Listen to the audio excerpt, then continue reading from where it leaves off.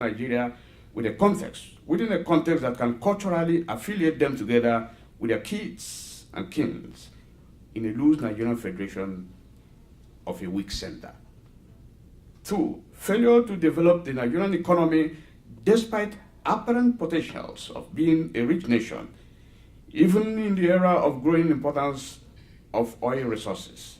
Thus, Nigeria remained perpetually a people, a country of huge potentials, incapable of transiting into a land of opportunities, and with a growing population disengaged from the productive and distributive economic processes of their nation.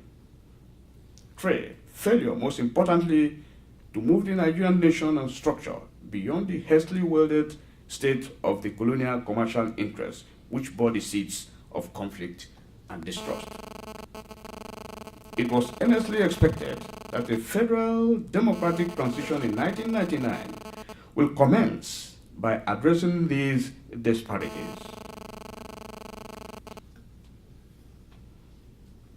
The above may define why the framers of the 1999 Democratic Constitution of the Nigerian Federal Republic modeled it after the United States, with executive powers vested on the president and the state governors, with an upper and lower houses in a bicameral legislature. The bicameral National Assembly of the Senate and House of Representatives, made up of 109 seats and 360 seats respectively, were designed to ensure that each of the many ethnic nations or its collective grouping will be assured of some form of representation and a voice in the policies emanating from the legislative chambers. Even at that, it is still noted in many quarters that the federal democratic system and its bicameral representatives often fail to address some silent needs of its constituent states within the existing constitutional structure of 36 states and the Federal Capital Territory of Abuja. This has led to the aggregation of Nigerian states within formal zonal structures, believed to fully capture the broader aspirations of Nigerians within their preferred groupings of 6 geopolitical zones. That is, the North Central Zone, made up of Benue, Kogi, Kwara, Nasarawa, Niger, Plateau, Federal Capital Territory Abuja. Northeastern Zone, Adamawa, Bauchi, Borno, Gombe, Taraba, and Yobe states. Northwest Zone, Jigawa, Kaduna, Kano, Katsina, Kebbi, Sokoto, and Zamfara states. Southeastern Zone, Abia, Anambra, Ebonyi, Enugu, and Imo states. South-South Zones, Akwa Ibom, Bayelsa, Cross River, Delta, Edo, and Rivers State. Southwestern Zone, Ekiti, Lagos, Ogun, Ondo, Osun, and Oyo states.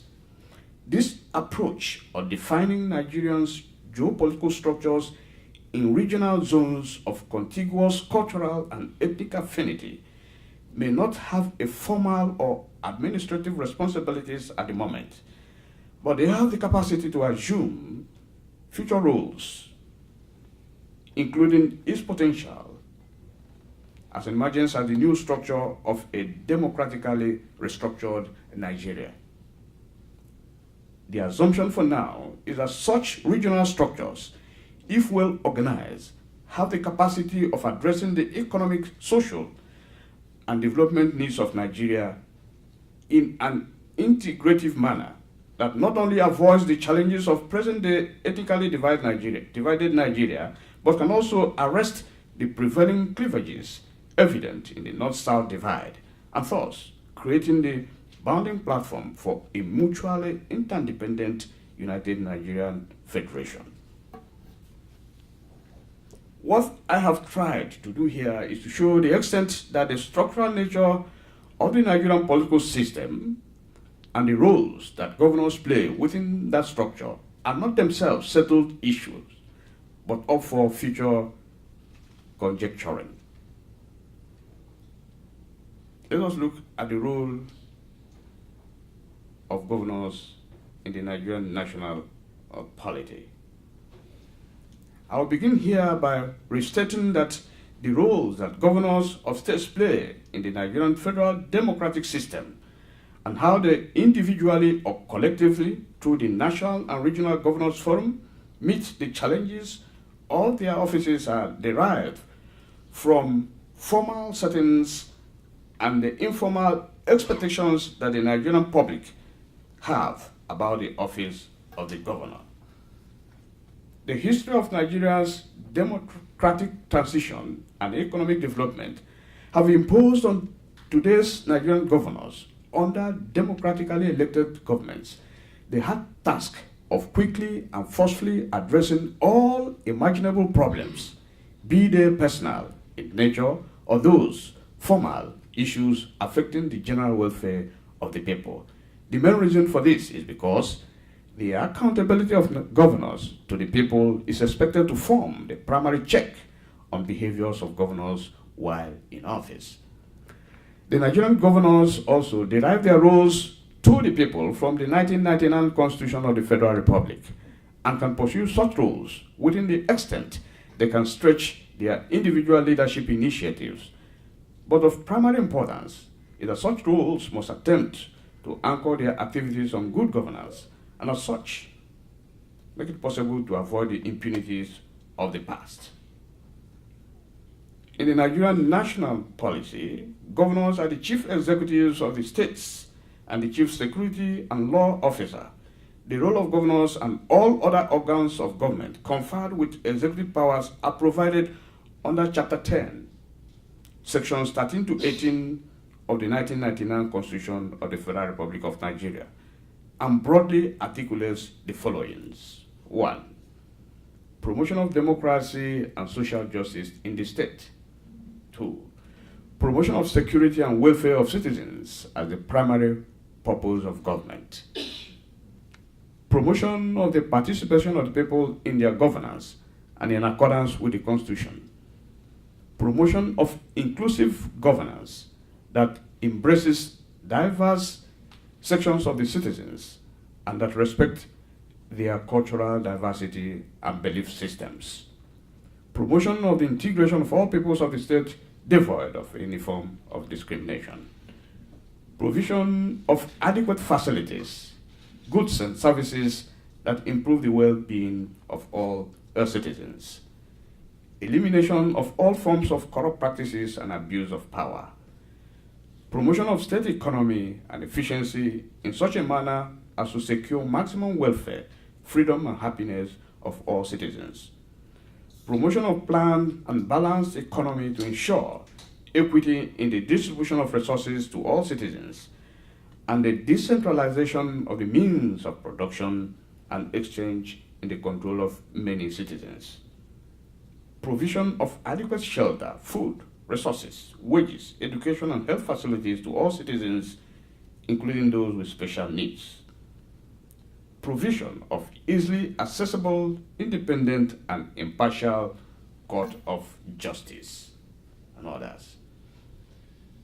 Beyond these constitutional provisions of role of governors, it is true that the extent that such governor succeeds in performing his role will depend on the quality of programs articulated, the dedicated professional team available to the governor beyond the existing bureaucracy, the degree and quality of leadership available, the applicable manifesto of the political power in power, and integrity and drive behind the total leadership.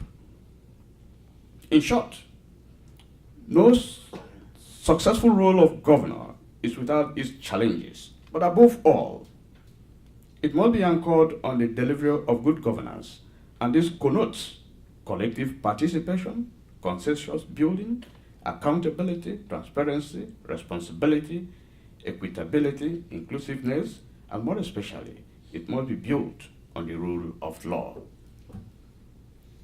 Having explained the role of governors, governors also in today's Nigerian democracy have their challenges. Two major related problems very often challenge the governor's performance, and these include unequal availability of resources and the overdependence of many states on the pulse of an over-centralized federal government.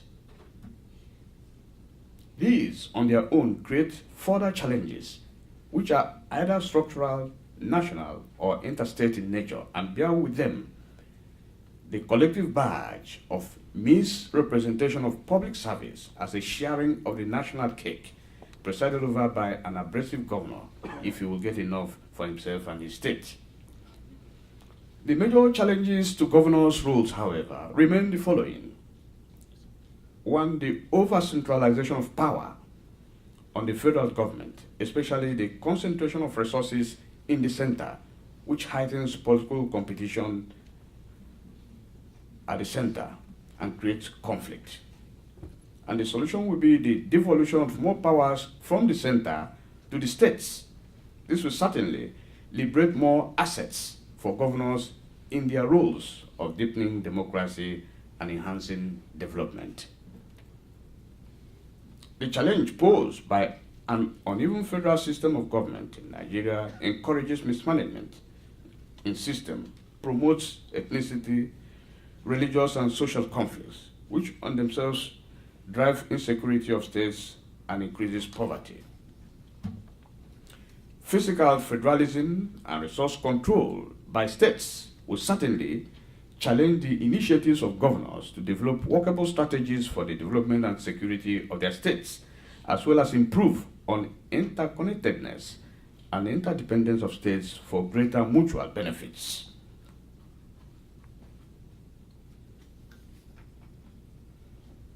The above critical challenges to the role of governors in providing good governance have been further summarized and articulated in a seminar paper by Irene Omabare as follows: over-centralization of the Nigerian polity, lack of economic diversification, lack of transparency, mismanagement of resources, growing religious divide, growing human insecurity arising from civil strife, and new dimensions of terrorism, leadership frailties and unpreparedness of leaders to assume high offices, deliberate violation of rights, and impunity of governance as a short circuit to enforcement of authority.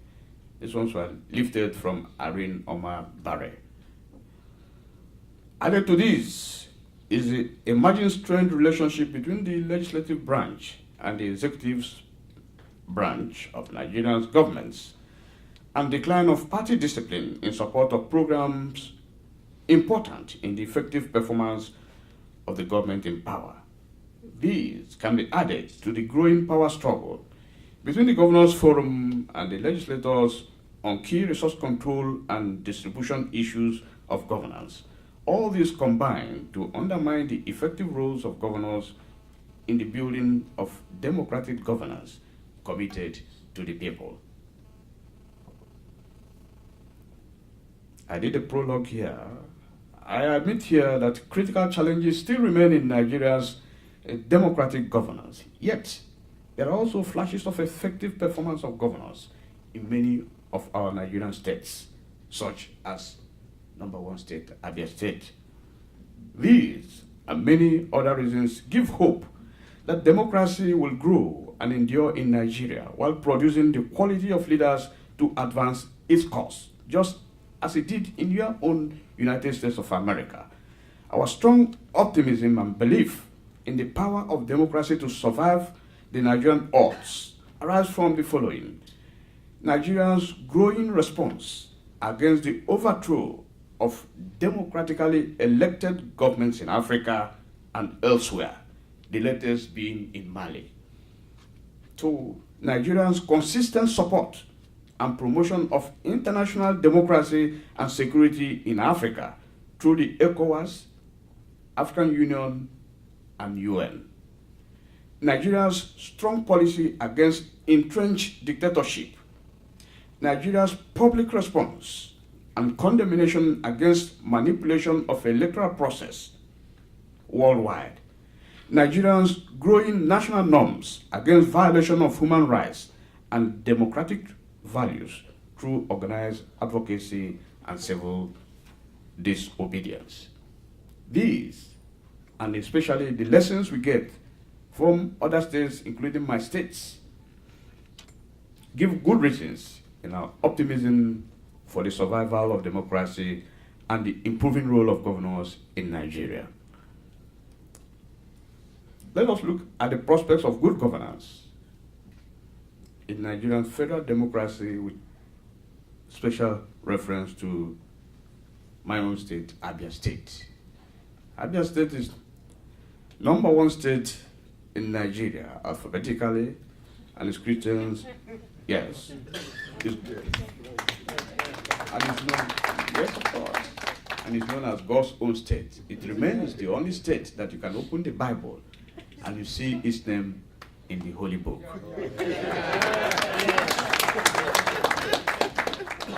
It is one of the 36 states of Nigerian federal democracy, excluding the Federal Capital Territory of Abuja. It is located in the southeastern geopolitical zone of Nigeria, with a population made up of mainly of people Igbo race. It is a core state of the defunct Biafra of the Nigerian Civil War fame.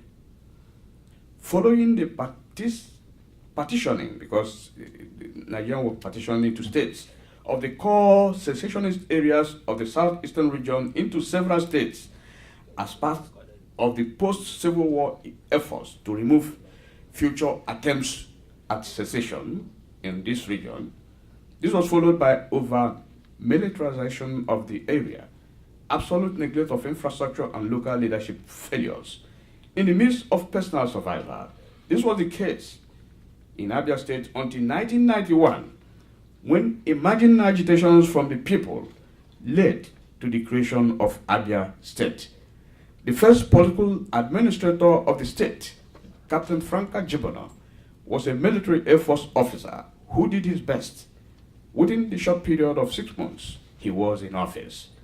The first civilian governor that emerged in Abia State in 1991, after the transition to federal democracy, inherited a weak institutional foundation of democracy and poor economic base. The second civilian governor of the state emerged in 1999 with his own idiosyncrasies in government, which resulted in his leaving behind a fragmented elite in the state politics.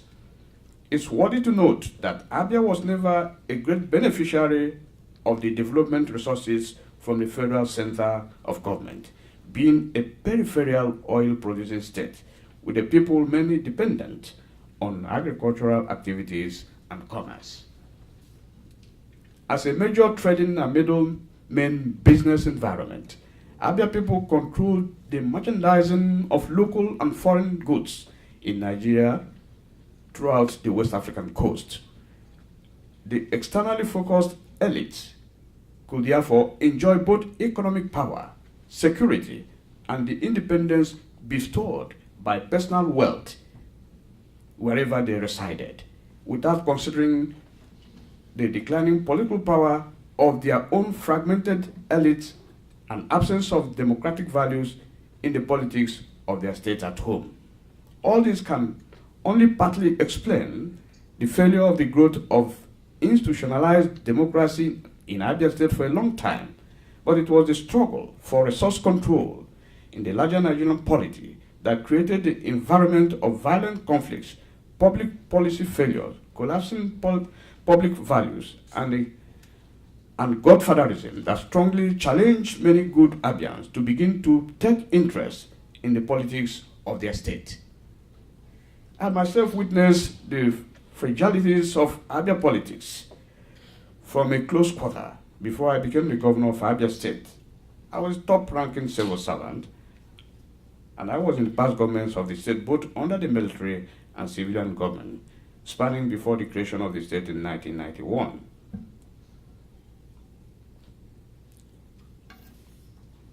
But all this I watched, but I never had doubts in my mind that democracy and the positive roles of governors under that system could work if only the governors applied the right values, focused on good governance, and addressed the welfare gap of their citizens.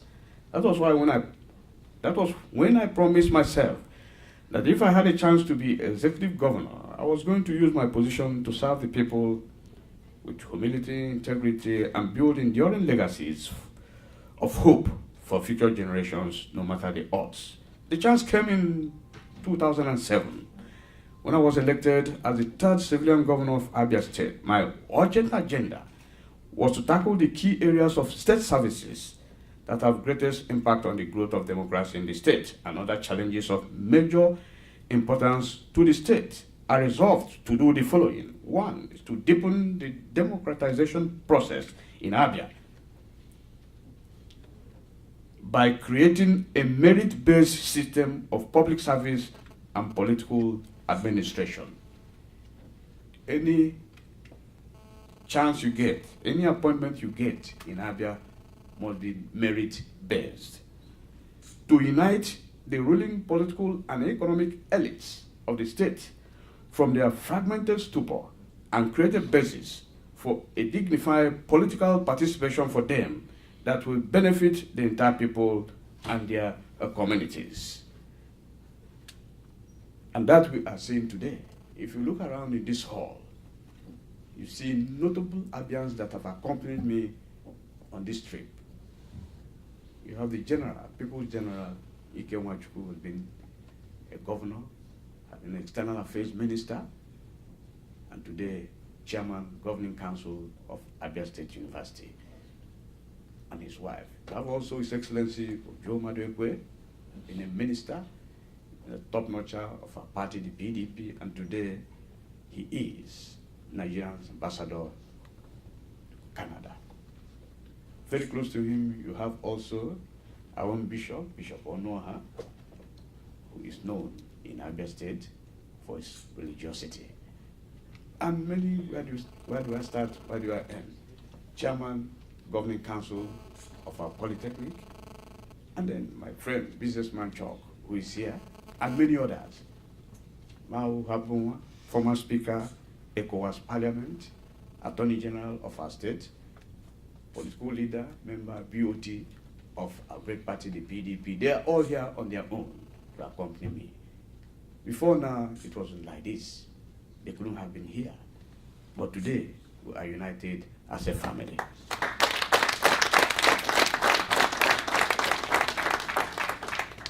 The next is to lay the foundation for the bureaucratic support for public governance and the foundation for political institutions, infrastructures, and values that grow good governance, and to also produce the enabling sustainable foundation of the new Abia economic and social system that will serve the general public.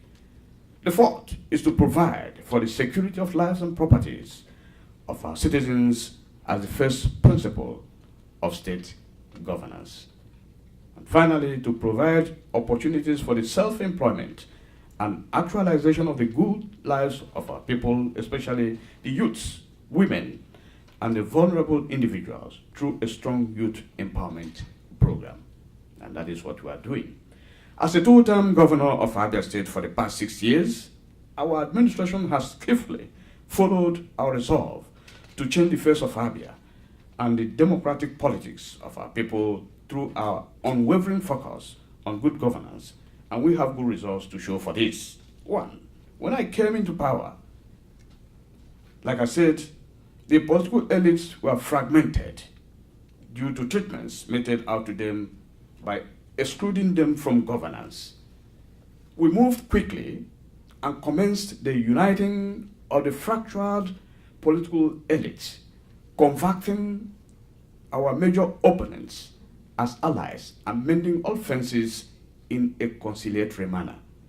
Today, Abia State can boast of the most cohesive political and economic elite group, united in their state politics, their goals for the state, and their missions for their communities. We are now a family constantly involved in political debates that enlighten and not political battles that sometimes consume men and resources.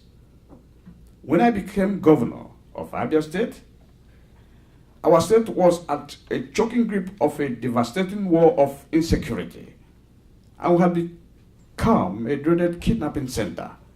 Our citizens and our organized businesses, many of whom had been victims or feared of becoming one, fled from the state and abandoned their business organizations to safer grounds.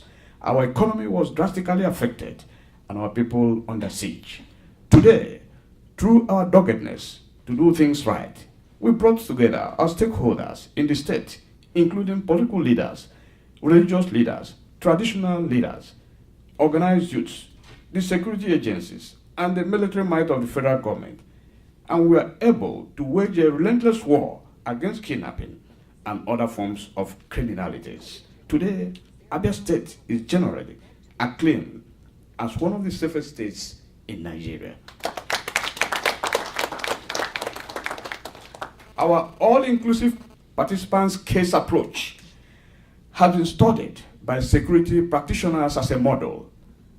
And for all this, the Security Watch Africa awarded Abia State the best governor on security matters in West Africa in 2012. Today, as I speak with you, Abia State economy is booming again. Investors, local and foreign, have returned. Tourism and nightlife, especially, have become the fastest growing sectors of our economy. Since I came to office as governor of Abia State, our government has adopted dialogue, inclusiveness, and spread of development to all our senatorial areas as our combined